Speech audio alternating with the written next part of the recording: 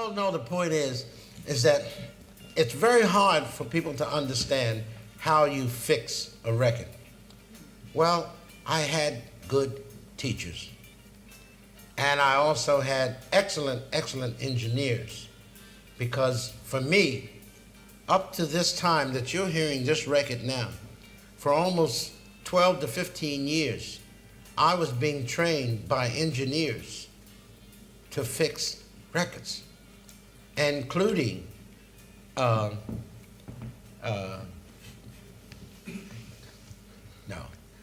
I know what you're about to say. I'm not going to say it. I'm not going to say it. I'm going to ask you about it. So No. Yeah, you got it. You just come on out and say it, man. Come on, man. Talking. I'll do that. I'll do the question. Talking of fixing records, there's a rumor No. that nobody really ever confirmed that you may have fixed some of the Ringo Starr tracks for the Beatles. Okay, there was an answer. The part that hurts, the real part that hurts, is that the people do not understand fixing records was a way of life. In the 60s and the 70s, it was a way of life fixing up records because 98% of the groups, self-contained groups, are not on their own albums. They are not on their own albums. And what I did and what I was doing was going in. I was one of the few drummers who could actually go in, join the group, and make the records. Because the record companies were paying a lot of money to make these records happen. My thing was I got along with everybody, and I never went out and started hollering and complaining, no, that ain't so-and-so doing this, that, and the other. And I just did a job. The Beatles' music was just another job for me. Another job. Because half of the songs that I played on 21 tracks of the Beatles. Half of them had no drums. Because they kicked him out in the beginning. And the whole point is that whether you realize it or not, whether you want to believe it or not, it becomes irrelevant at this point.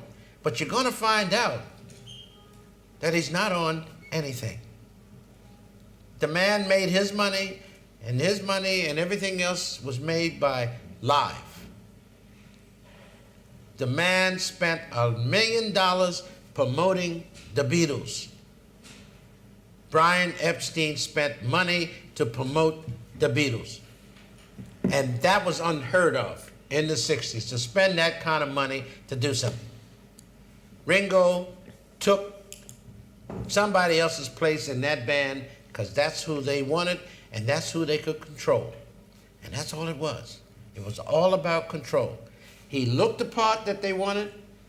He was the one that he chose, and that's what they did. But the making of those records and the fixing of those records, 98% of them were first recorded early in England and brought to the United States to be done and fixed. That's why Mercury Records and Capitol Records, they both have Beatles albums. I did mine in the Capitol studio in New York City. I had no idea who the hell the Beatles were or anything else. I was doing a job. And that, for me, is the hardest thing because I've had my life threatened too many times. And at this point in my life, I don't care anymore. And it really doesn't bother me whether I talk about it or do anything else about it because I don't have to go back there or to deal with it in life anymore. And I'm very proud of that for my sake. What he did, he made his money, he did what he needed to do. He doesn't have to answer to anybody else for what he's done. And it's a shame to, for things to happen this way, but it did happen. happen. And it has happened with too many other people. There are 4 drummers on the Beatles' music. Ringo is not one of them.